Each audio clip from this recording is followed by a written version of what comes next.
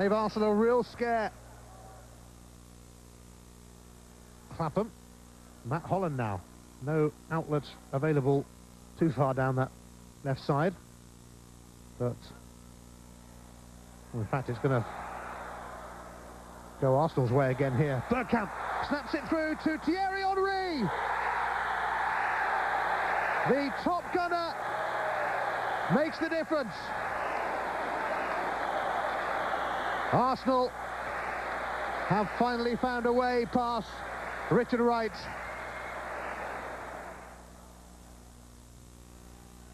Henry. This was the goal that stretched Middlesbrough's unbeaten run to 12 matches under Terry Venables.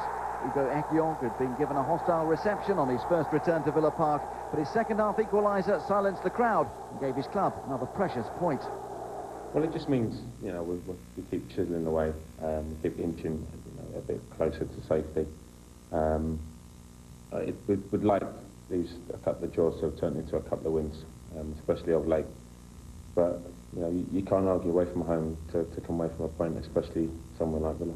That was a difficult game for us today, and in the end I think we've got to be fairly happy the way it came out. Villa dominated the opening half hour. Middlesbrough restricted them to long-range shots. Lee Hendry's effort saved by Mark Schwarzer. In fact, Middlesbrough didn't have a shot at goal until the 27th minute. Christian Karambou's curling attempt was a good one, so too was David James's save. But Villa were in front 7 minutes before the break when Steve Staunton's corner was headed in by Steve Stone. It was his third goal of the season, and Villa headed in at half-time, justifiably in front. Boro were unhappy about their defending. Hanging on to a lead has been Villa's problem. 7 times they've been in front and have been pegged back, and 7 times this season they've drawn 1-1. Once we go 1-0, we seem to have this, it's not a self-destruct or anything like that, but we do seem to have 1 or 2 lapses in the game where the other side seem to have a chance, and they seem to put them away. We need to maybe get that second or third goal, like we did at Bradford last week, to close the game out, and we're just not doing it at the minute. But I've said all along, you know, confidence is still very good in the team. General play from box to box is very, very good, but we just can't finish them off at the minute. It's not a confidence problem, is it a concentration problem? Concentration problem at both ends, I would say. We need to stop people scoring sloppy goals, and we also need to work on general finishing, you know. Once we go ahead, it's been the story of our season that we've conceded goals here at Villa Park and allowed opposition to nick a point off us. And that's exactly what Middlesbrough did. Ehiogu's goal, 4 minutes into the second half from Keith O'Neill's corner, ensured they returned to the northeast with a share of the points. And it underlined the steel that's been evident at Middlesbrough since Venables arrived. Both sides had chances late on to win the game. Dion Dublin, who'd replaced Juan Pablo Angel, fired wide for Villa. Ball from David Beckham. Of the calibre that you'd expect. Cole was close but didn't make contact. Here's Babayara. Gronkia. Southampton scored with a header at Leicester last week. Oh, he might score with another one here.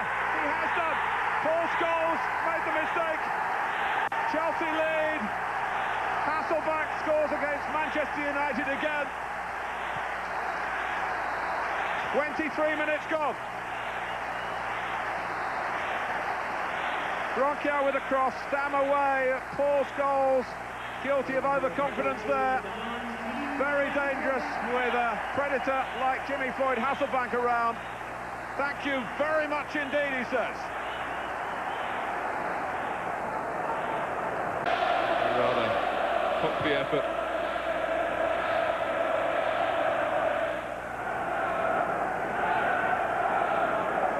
Sylvester. Giggs. Cole moving very eagerly as he got the better of Desai. He has. Well, it was coming for Manchester United. A very good spell in the second half. And Cole gets there.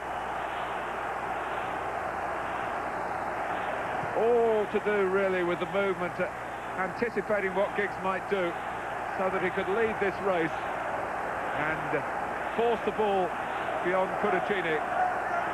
And Manchester Manchester United at long last a level. Duncan Ferguson's injured shoulder meant that Walter Smith had to recall Francis Jeffers earlier than he would have liked.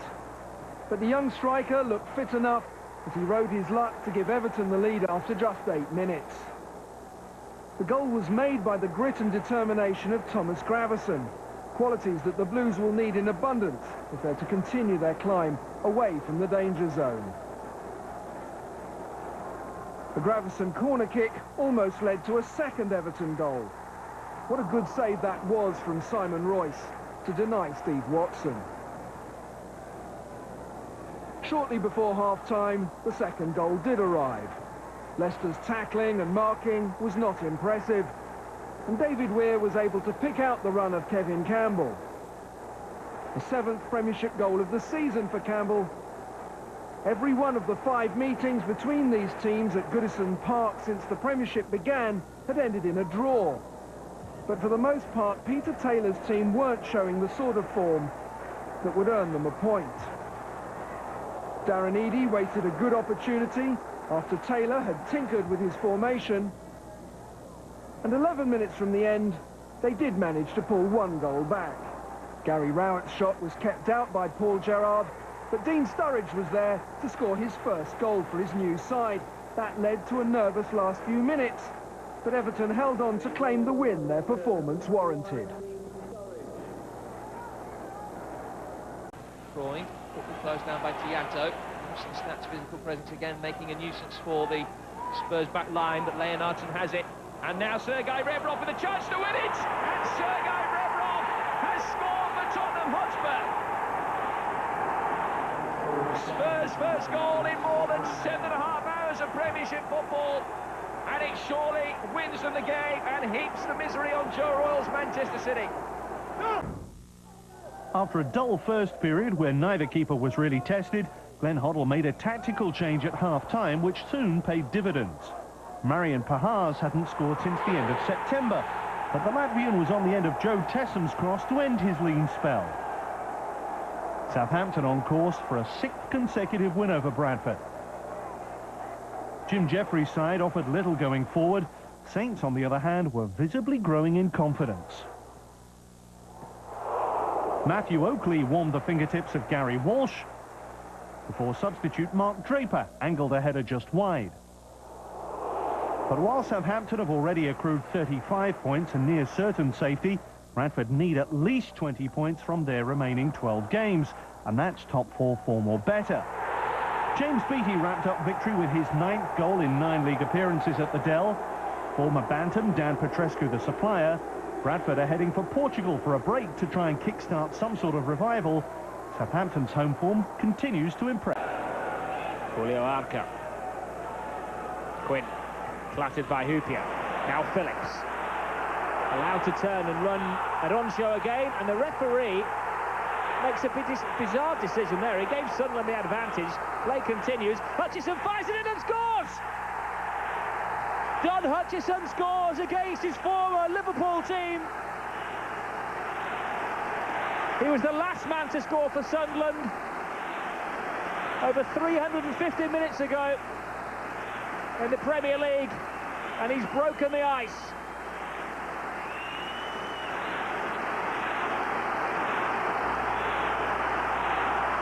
Well, credit to the referee. Sunderland were pleading there for a free kick. Liverpool's attention was lost. Phillips went on the run. Maybe should have been a free kick. They continued to plead. A mistake in the Liverpool defence. Vignal lost his concentration, gave it away, and Don Hutchison with the ultimate punishment.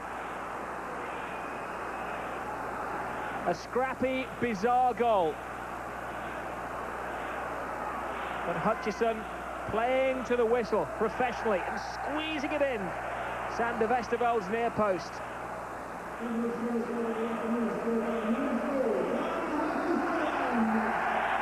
Don Hutchison, once an adopted Scouser, now an adopted on his toes. Babel. McMillan.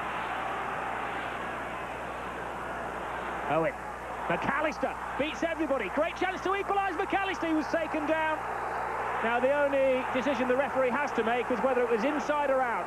It was in. It's a penalty. He isn't going to change his mind, no matter how much they form a delegation.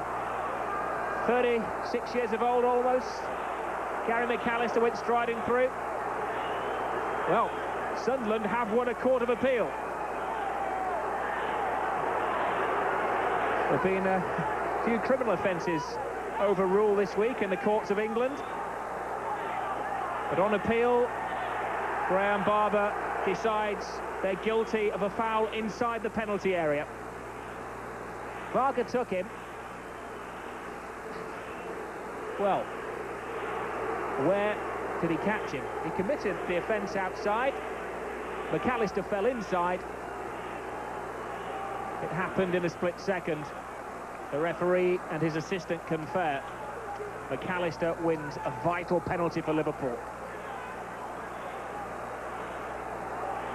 Now, should Varga be sent off for that, I wonder? Professional foul, he's still on the field.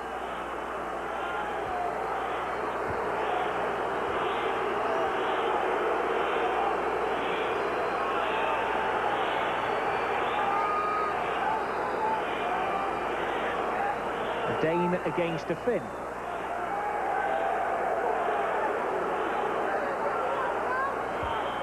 And the colour of the card is merely yellow, which is a very, very strange decision. He gives a penalty, he's denied a goal-scoring opportunity, clear on goal.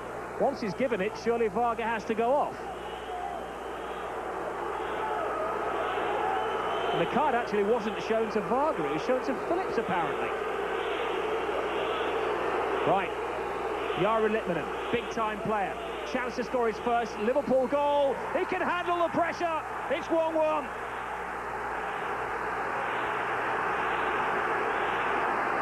A tense moment to get off the mark for Liverpool. A cleverly clipped penalty.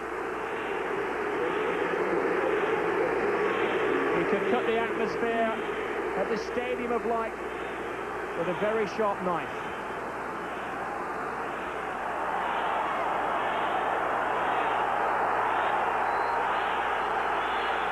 I'm sure Sander Westerveld has some kind